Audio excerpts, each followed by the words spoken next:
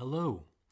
Today we are going to do a little video on shochu.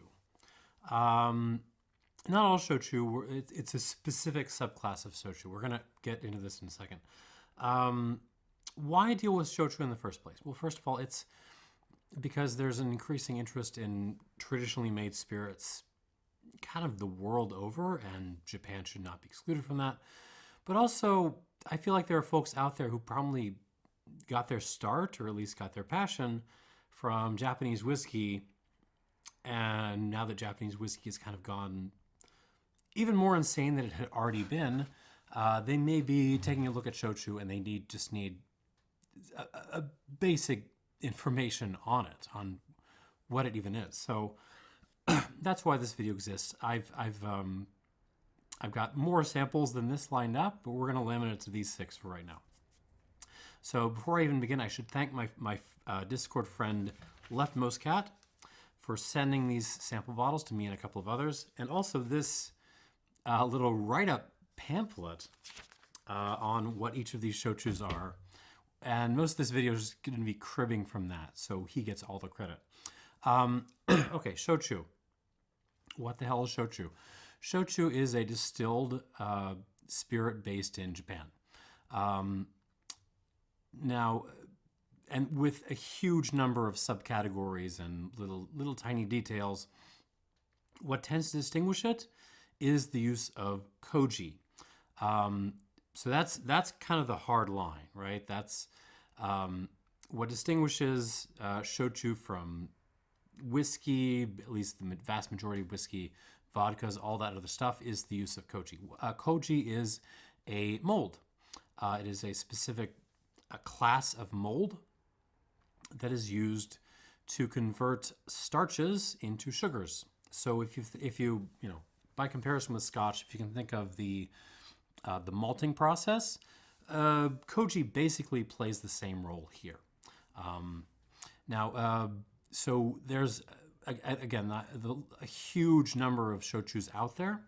The basic dividing line within shochu is they're constantly renaming the classifications, but it is now called multiply-distilled versus single-distilled. It used to be called the korui, or A-class shochu, versus the otsurui, or B-class shochu, but the people making B-class shochu were understandably upset about being called B-class, so they changed it to basically being multiply distilled or single distilled. Now, the multiple distilled stuff is I'm not going to deal with in this video, because if you're a nerd, that's probably not the one you're interested in. There is some integrity stuff made, but a lot of it is continuous distillation coming off of very tall industrial stills. It's pretty neutral in character, so I'm gonna skip that. I might head into it later on, but today we're dealing with otsurui single distilled shochu. And specifically, there's also a sub-classification in that to exclude various kinds of ingredients, no carrots allowed, sorry, and also various kinds of additives that I'll probably do a video on, non-Honkaku, non-authentic otsurui shochu, but today it's just going to be the Honkaku or authentic stuff. Confused so far? Here's another distinction. So all this stuff is pot distilled and single pot distilled, sort of Peruvian pisco style. But there is another distinction in whether you're doing it atmospherically, which is to say just normally, like in normal atmospheric conditions, or whether you're doing it by basically creating a vacuum in your pot still. Because the vacuum allows you to boil your basic materials, your wash, if you like, at a lower temperature, and gives you a slightly more refined product. There's both sort of standard atmospheric distillation going on, and also the vacuum stuff happening in shochu. Most of what's here is going to be vacuum distilled, but there's also some atmospheric stuff. Spoiler alert, those tends to be my favorites. Okay, there's also some GIs. Shochu in general is a GI, a geographical indicator. So if you try to make something called Japanese shochu elsewhere, you would get in legal trouble. Within that, there's 5 designated GIs. Awamori, I'm not going to deal with. Awamori made in Okinawa. Older than shochu. Shochu and awamori have a interesting relationship. It's sort of like the relationship between, I don't know, like American whiskey and moonshine. There's clearly a relation there, but it's hard to define how. And it can be tempted to kind of subsume one into the other, but it doesn't really work. But there's clearly a relation. Anyways, moving on from that, I'm going to deal with awamori elsewhere. In fact, I've already done a review. I will link that up below. I've already reviewed an American shochu as well, which I will link up below. But within shochu, there's 5 designated regions. One of them is as awamori. I'm not going to deal with that. The other 3, I'm sorry, going to be Kuma, Iki, Satsuma, and Kokuto. And those are going to be my first 4, and then we're going to have 2 others, which are also kind of fun. Okay, so let's pour these and get to tasting. Thank you for your patience. We're already like 7 minutes in. I haven't even given you a note yet. But part of the fun here is this is just extremely complicated stuff. And the other part of the fun is the subtlety of these. These do not behave like most of the other distilled spirits I can think of. Why am I putting the cap back on? I'm just wasting time. Okay, cap to the side. Now, most of the shochu production you'll find is going to be based in Kyushu, to the southwest. Not just Kyushu, but really also the kind of surrounding islands. But it's all kind of in that southwest and southerly island area. Okay, let's get started. First up, Hakutake, Shiro from Kuma, which is a village in Kumamoto province, which is in Kyushu. Now this is from white koji. All these are actually from white koji. I'll do another video on koji some other time. It's complicated. And it is vacuum distilled, but it's all from 100% Japanese white rice. And again, this is one of the geographic indications. If you tried to make kuma from anywhere else, you would get sued. All right, on the nose, very, very subtle. And that's kind of what I think potentially the interest, but also the lack of interest from spirits nerds for these kinds of, because they're not shouty. You know, if you're coming to this from big peat bombs or sherry bombs or, you know, woody bourbons or whatever, or God help you, high ester rums, like you're going to smell this and go like, where's the event? Right? I mean, this is single distilled. It's 25% alcohol. So distilled to a very low strength, and then I believe there's water added to this. I don't think any of these have not been cut. Once you spend some time with these, you really start to appreciate the subtlety. I'm getting seaweed, like a light kind of smoked seaweed note. So if you just sort of let your seaweed on fire a little bit, that's kind of what's happening. Mushrooms, fresh mushrooms, not stewed mushrooms. That's most of what's going on. There's a little bit of like a sweet ethanol note. Again, very, very, very subdued, very quiet. This is not shouty. On the palate,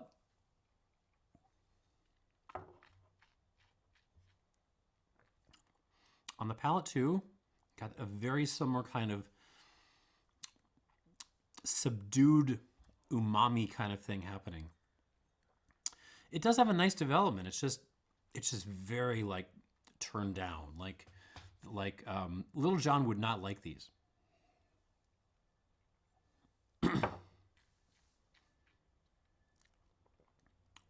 Stewed mushrooms.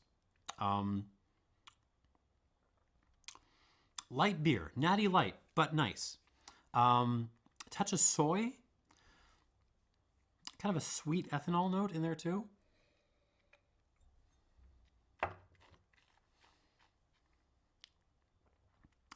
Not totally my thing. It's subtle, but that's not what's bothering me. It's almost like, because a lot of these others, and we'll get to them, are also very subtle, but they're just offering kind of more notes and subtlety to this. I'm going to give this, I mean, I don't hate it. I'm going to give it a 74-point score. But it's like, another thing about this, it just feels like very, very suited to food. Like, not complicated food. Like, baijiu is also suited for food, but I really think of like, you know, spicy Szechuan stuff. Here I just want like give me a plate of mixed nuts and a glass of this and I am happy.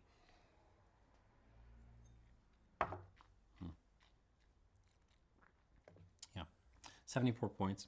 If you're wondering why I'm touching down here, it's because I put all my notes on the computer because, I don't know, I just want to try it out, see how it works. Okay, moving on to the Genkai Iki. So this previous one, the Kuma, is rice-based, 100% rice, which is pretty common. I mean, koji propagates best on rice, so you'll see, even when people are using other grains and potatoes and stuff like that, as the main source of starch for their shochu, you will often see a little bit of rice in there, and that's just from how they get the koji in, basically. And here's a fine example: Genkai Iki, which is the Iki GI, and this is from Iki Nagasaki, which is an island. So it's part of, you know, politically part of Kyushu, I guess, but not really. It's this island off to the kind of northwest. And it is 67% barley, 33% rice, so koji rice, koji propagated rice. And it is vacuum distilled and it's white koji. So barley, but basically you can call this a barley-based koji. Did I mention? Okay, I think I skipped over this part. Most of the koji you're going to see are going to be rice, barley, or sweet potato. There's some other stuff. You will particularly see kokuto, we'll get to that, and buckwheat.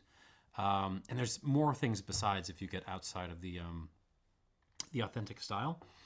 But, I mean, those first three are going to be what you're mostly going to see. Also quite subtle in the nose, this Iki. It's a little bit louder, but not by much. White pepper. Kind of a touch of cocoa powder going in there, which is something I get very commonly on the, not that I've had a ton, but on the barley shochus that I've had. Like just like dried dirt, some dried tea leaves in there. A little bit of that savory mushroomy thing.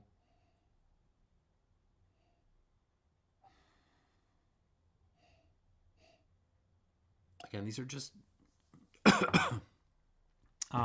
the rice and the barley ones in particular are really toned down. So got to be paying attention when you're making notes on the palate. A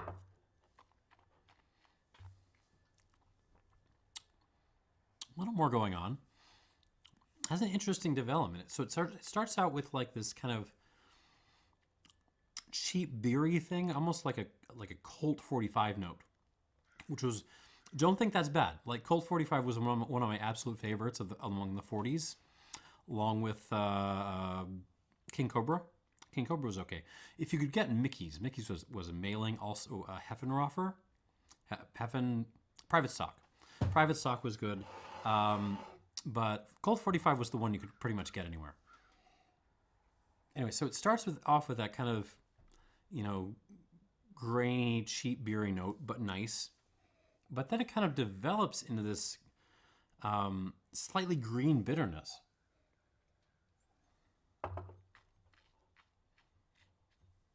And you have to remember when I describe these things, like it's all these are just, you know, way, way toned down. Like this is, like this feels like it's meant for food. Like this is give me a plate of noodles, and I'm very happy with this. There's some fun, like kind of a bitter stewed spinach thing happening on the back end, lightly peppery. A little bit of like a draft sake in there. So don't think of like premium sake. This is the draft stuff, but nice. Similar kind of score on this. It's not. I appreciate the subtlety of this, and I appreciate the food friendliness of this, but I can't really get this super high score-wise.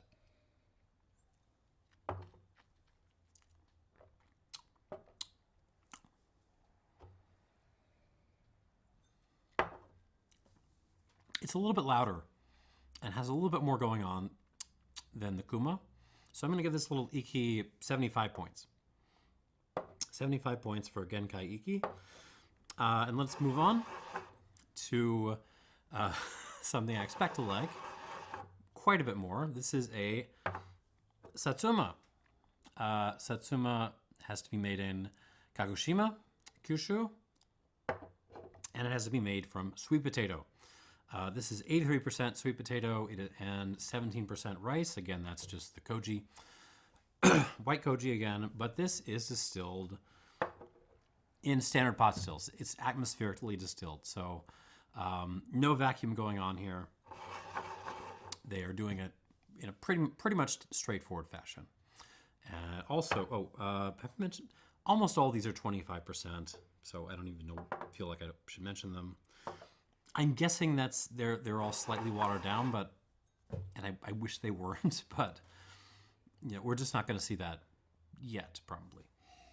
Oh yeah, here we go. So on the nose of this Satsuma, I'm really smelling like a Boilermaker made from. So you have a glass of barley wine, and then you're going to drop in a shot of like a fruity space cider, like a Krageliki or something. Very funky, very fruity, like funky fruity, burned caramel, raisins. Almost like a raisin nut bread thing. There's like a, but also the individual elements, the raisins, the nuts, almost like a toasted nut thing, the breadiness. And then you're going to throw like a splash of like really grungy, cool Junmai sake in there. A little bit of mushrooms in there. And the important thing to note with this is just way more, compared to these two, like the nose is just jumping out of the glass on this. I mean, I'm biased. This is kind of my favorite style. Also, this is one of the more popular shochus in Japan, I think. Like, this is just my style. It just is.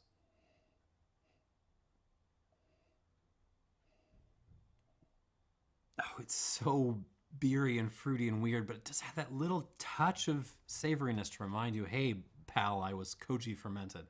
Here we go on the palate.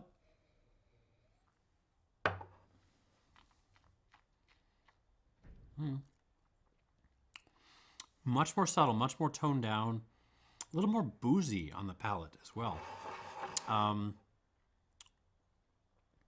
It's barley winey again, but it's almost like eau de vie of barley wine, if that makes sense. So barley wine beer schnapps, let's start with that. Raisin nut bread, that thing, caramel, nutshells.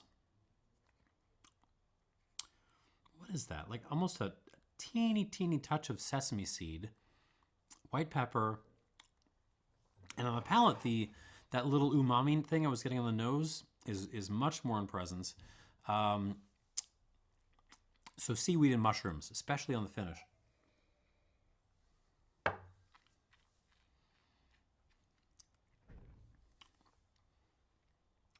I love the nose on this. I'm not crazy about the palate. But this is much more my jam than the others. I'm going to give this, and again, these are very biased scores. Don't take them too seriously. I don't know my shochus that well. But for me, this is an 82 pointer. Like, I like this a heck of a lot more than the previous two, and it isn't because it's more subtle. This is still pretty subtle in the wide scheme of things. It's just offering me kind of a wider range of different flavors. But I still feel like this would be pretty, food friendly, relatively speaking. Although, hold on, let me check myself on that. No, I think I'm wrong. I think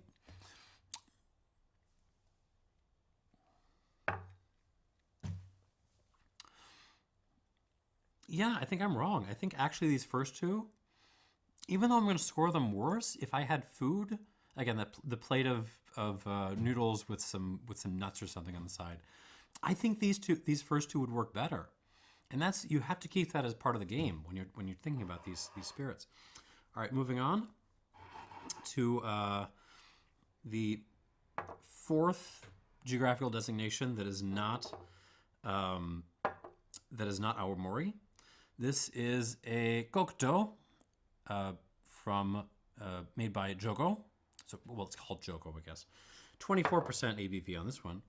And so kokuto, if you don't know, is a kind of very unfiltered, unrefined brown sugar, or black sugar, if you like. It's particularly associated with Okinawa, but it's kind of made all over. Now, you could make a shochu based on kokuto anywhere you wanted. It's what makes this, but the GI is associated with this particular place, the Amami Islands, which are in Kagoshima Prefecture, just like the previous one, actually. But it's not on the main Kyushu island. It's a bunch of islands that are further south. Does that make sense? So kokuto, but to be named kokuto on the label, it has to be from those particular islands. But the GI is not named after the islands; it's named after the kokuto. It's very weird. Anyway, so this one in particular is 60% kokuto. The rest is the other 40% is rice, so koji rice, white koji again, and this one we're back to vacuum distillation.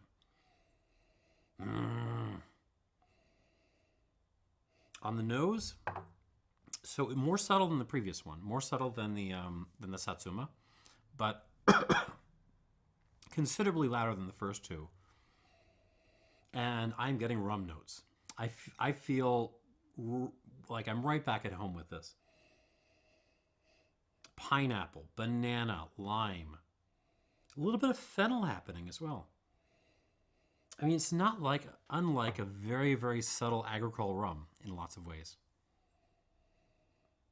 There's a little touch of dried grass, or maybe like seaweed, dried seaweed maybe.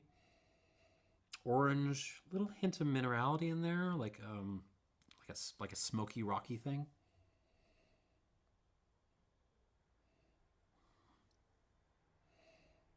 Very fun nose. So it's it is actually recognizable as a rum, but it's so toned down, and there's that little hint of like savory quality in there to remind you that, again, this is a shochu. On the palate,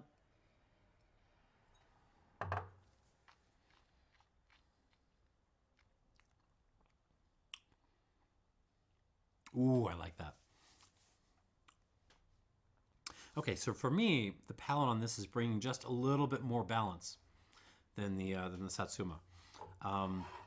Really interesting. Hold on.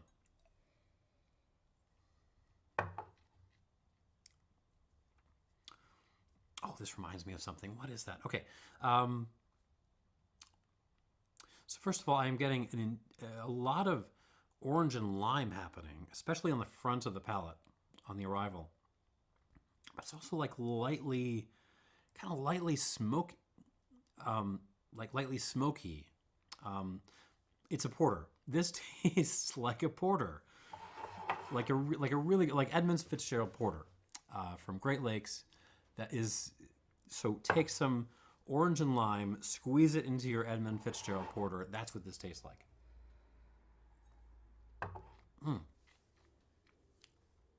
Except, along with that kind of smoky porteriness and the citrus, on the back end you're getting these mushroomy, soy saucy, umami sorts of notes. Oh, this is good.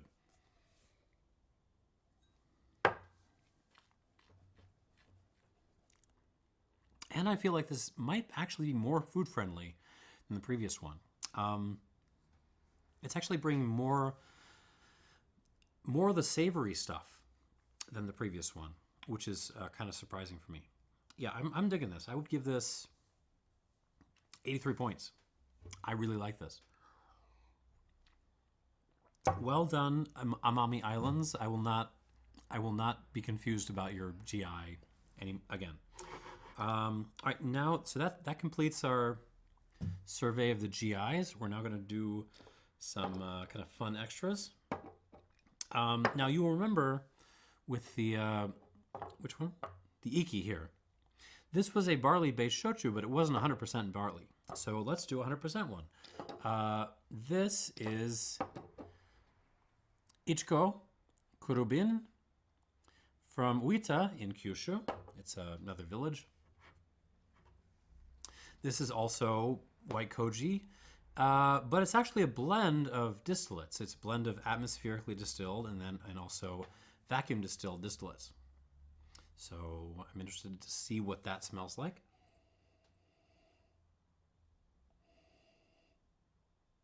And actually, it's kind of what I expected it to be. It's a lot like the Genkai Iki, just turned up a little bit, which I think the atmospheric the portion of this is helping with.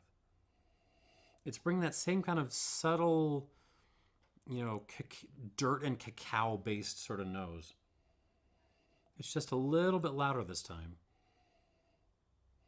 Some very light kind of dried fruit going on, maybe some dried figs.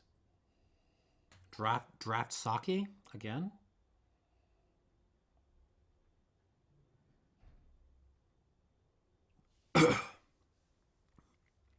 Nowhere near in the league of like loudness and sort of breadth of flavor as the previous two. But I'm still kind of beating out the first two in terms of character. On the palate with this, Iichiko Kurobin. Here we go.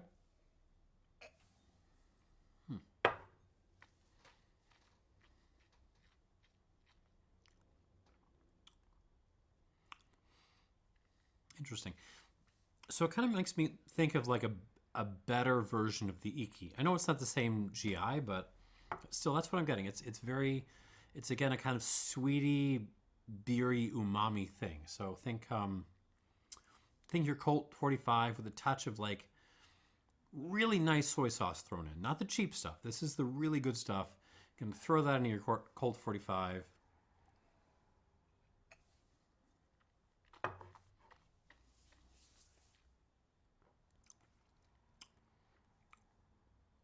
And then it's got that same kind of like nice, bitter spinach, like stewed spinach kind of finish.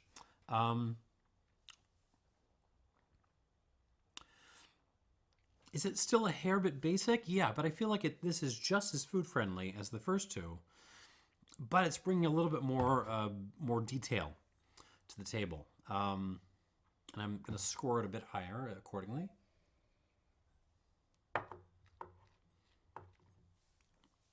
I guess I have a bias towards atmospheric distillation. I'm really sorry. I'm going to give this 77 points. Still not my favorite, but a little bit of a step up from the previous rice and barley based ones. And finally, this is a fun one.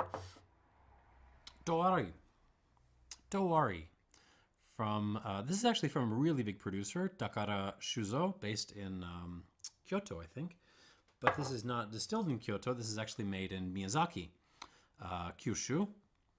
So we're still on that same southwestern island. And this is made from soba, also known as buckwheat. 100% soba. Now that's a little bit weird because usually if you're going to see 100% of a particular grain or tuber, if you like, it's going to be either barley or rice because koji tends to like those. So it's unusual to see 100% buckwheat. It's very unusual. Usually you would see it cut with a little bit of rice, and anyways, but that being said, the buckwheat shochu category is pretty small all by itself. Anyway, so I'm darn excited to try this. It sounds weird. Also atmospherically distilled, so I have high hopes. On the nose. What is that? Okay, this is awesome. Where do I start with this nose? Okay. So imagine you were making oatmeal. Start with that. But you didn't have any like milk around, so you decided, what the hell, I'm gonna make an oatmeal with like this really nice bottle of Doppelbock I have lying around. And then I'm gonna throw a ton of like sesame seeds into it. So just take your sesame seeds, dump them into the Doppelbock based oatmeal. That's kind of what this smells like. Oh, that's fun. It's so nutty and grungy and weird. In fact, throw some like nutshells in there as well.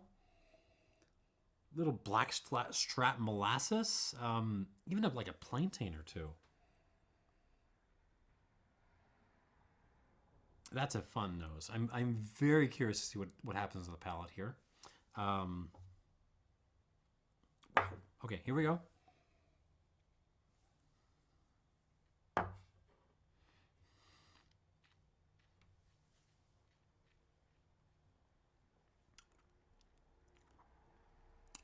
Oh yeah, this is awesome.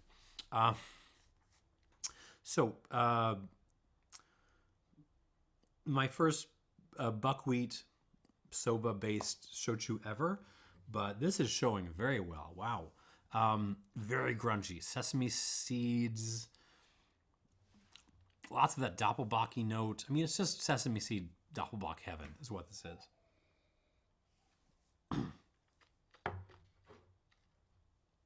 Very grungy, nutty, salty, savory. There's a little, again, soy sauce kind of thing going on there.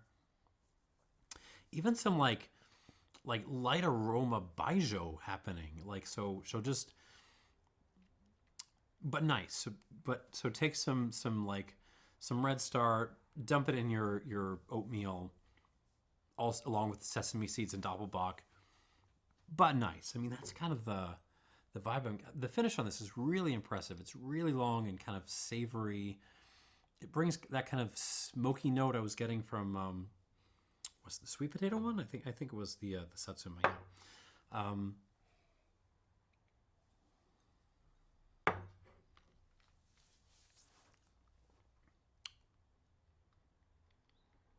I like this a lot.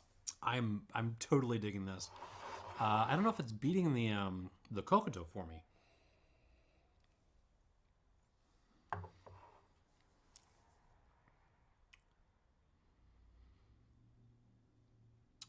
I think this might beat out the Kokoto for me by just a hair. Like, I can't even give this an 84. I'm going to give it like an 83 plus. But yeah, this is really good. So what I'm learning about myself is I really like atmospheric distillation. Yeah, there we go. So I will be doing further videos soon, basically on koji stuff and maybe some other nerdy shochu things.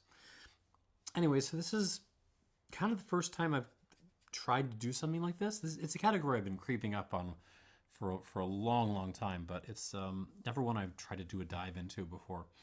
Anyways, I hope this is helpful for some people. Overall impressions, who are these for? I mean, so on one hand, there's just going to be people out there who appreciate traditional Japanese spirits, and they're just going to like this regardless. People who like food-friendly spirits, like I don't mean the guy who drinks bourbon with his steak, but people who really like things that are going to go well with food in like a genuine way. I think these are worth looking at. But also, like some people out there, I'm convinced there are lots of people out there who have been hammering their palates with peat and high ester rum and woody Armagnac and crap like that for a long time. and they're just kind of desensitized at that point. And I mean, to those folks, I would say try one of these out. Grab a bottle. You're going to hate it at first. You're going to hate it, but just like persevere. Stick with it. And when you go back to your gigantic spirits, you will find yourself resensitized. You will be able to appreciate the stuff that you just kind of gotten numb to before. So yeah, I'm really starting to appreciate this category. Or not even this category, just kind of stuff that's a little bit more subtle, a little bit less loud. Things to look out for if you are kind of a spirits nerd with a similar palate to mine. Atmospheric distillation, most definitely. But also, I have a feeling we're going to be seeing more uncut stuff come out, these sort of no water added stuff, because I'm pretty sure all of this has been cut down probably somewhat aggressively. And I think higher bottling strengths, just taking it straight from the still into the bottle, maybe with a short rest, but certainly no water added, would elevate these by quite a lot. But even as it is, I'm happy to be trying these out. Thanks for watching. Hope this was entertaining and informative, and cheers.